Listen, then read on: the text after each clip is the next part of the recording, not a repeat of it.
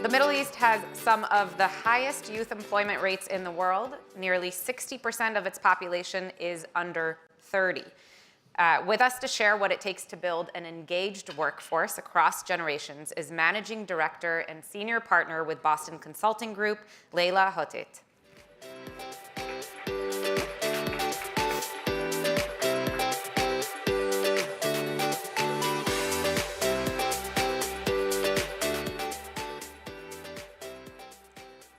Thank you for having me here. We live in a region that is packed with potential. More than half of the population is less than 35 years old. When we talk about the future of work, we're often hearing things like job displacement, automation anxiety, AI is going to take over our future roles. But what if we flip the narrative? What if, instead of thinking about what we stand to lose, we talk about what we have the power to build? What if this is our opportunity to, instead of trying to prepare the workforce to be ready for the future, to actually give them the confidence to build and shape the future? What we need to do is to ensure that we help the youth achieve their full potential. When we look at the future of work, we see that there's industries that are shaping very quickly, reshaping new industries that are disappearing. And in our BCG report titled The Next 50 Years of Work, we identified some of those future sectors.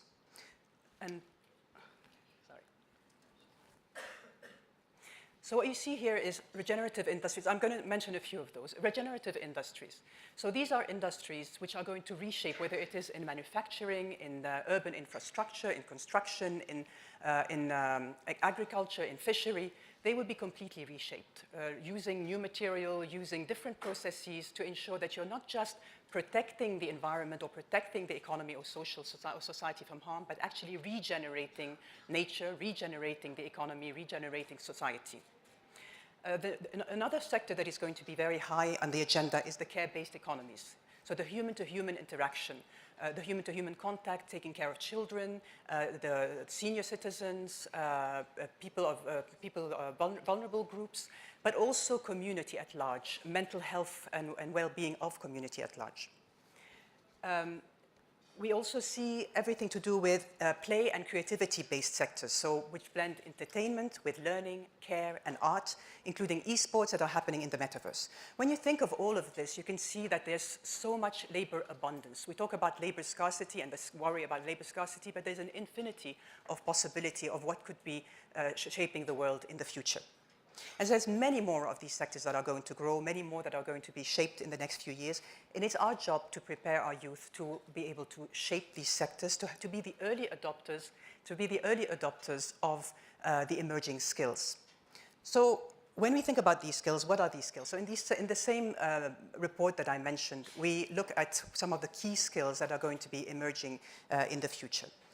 One of the first ones is existential capabilities.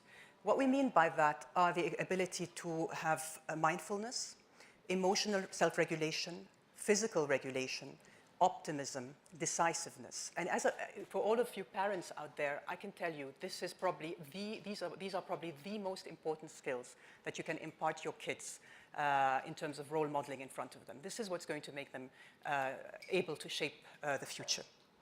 Bionic skills. And by bionic skills, we don't mean the ability to code, because AI agents are going to be already coding for us. Bionic skills is the confidence to be able to command AI, to command technology and robotics. Creativity, so imagination, expression, all of this will be critical in the world of the future for people to be able to contribute to solving our biggest challenges. Again, human-to-human community and community skills, the communication skills and the influencing skills, the negotiation skills to ensure that we can achieve collaborative problem solving together and solve our biggest challenges. And of course, entrepreneurial mindset. You've heard this, but every one of our youth should have the courage to build ventures, to create new opportunities and to create new jobs. And as we know, these skills are changing constantly. So what you see as a skill, this is from the latest World Economic Forum Future of Jobs report. And what this says is from today's skills that are identified as important for the future, 40% of them will be completely obsolete in 5 years' time. And that's shelf life gets shorter and shorter as time goes by. For the MENA region, the situation is even more urgent. 46% of the skills that you see today as important will be completely outdated in 5 years' time. And when we think about Saudi, and we interviewed employers in Saudi, what they said is over 70% said we need tech literacy now in our youth. We need the tech literacy, we need them to know how to work with AI, we need them to know how to work with big data, and we're still far from achieving that. So what is our role? What is our role? At a very high level is two things. One is we need to completely reform our education systems. And the second one is we need to really embrace a lifelong learning mindset. In terms of our education system, I'm not going to go into detail, but just to say we're really still very much stuck in the past. Whether it is what we teach, the curriculum, or whether it is the approach in which we teach, everything needs to change so that we can move away from the passive learning approach that we follow to an approach that focuses on critical thinking, collaboration, real-world problem solving. We need to prioritize tech literacy, even in the earliest of ages. We need our young children to be playing with robots, to be experimenting with AI, to be learning in the metaverse, all the while, of course, while protecting them from social media. And we need to shift the mindset in terms of lifelong learning. We need our youth to understand that they will be lifelong learners. They need to embrace that. They need to have the courage to know that every couple of years, all the time, they just need to be learning new skills to be able to continue to be relevant and to be able to embrace the future. But we can't do this alone. What we need is we need to see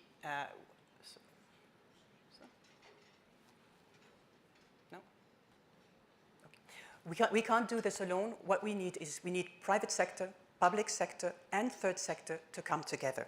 We need them to come together to identify the future skills and then develop the right education programs, whether within school walls, within university walls, or outside of those walls, to be able to teach those skills at scale.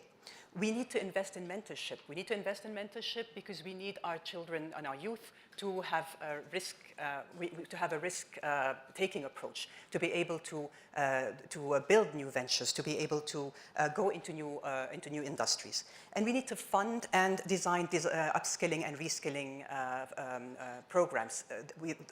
This is critical in strategic sectors if we need to move forward. We need to create innovation ecosystems where youth-led solutions can be developed in emerging fields.